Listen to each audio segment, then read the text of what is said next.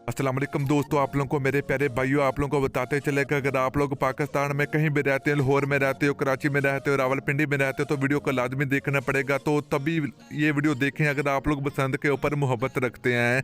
तो दोस्तों, रावलपिंडी और लाहौर और पंजाब में बसंत कब होगी, तो इस वीडियो के अंदर आपको मुकम्मल आप लोगों को तफसील आप लोगों को मिलेगी। 14 साल बाद पाकिस्तान में बसंत मनाने की इजाज़त मिलेगी, तो वीडियो के अंदर आपको मुकम्मल तफसील आप लोगों को मिलेगी। तो दोस्तों, उससे पहले अगर आपने अभी तक इस वीडियो को लाइक नहीं किया तो वीडियो को लाइक करें, चैनल को सब्सक्राइब करें, बेल आइकन जरूर इनेबल करें।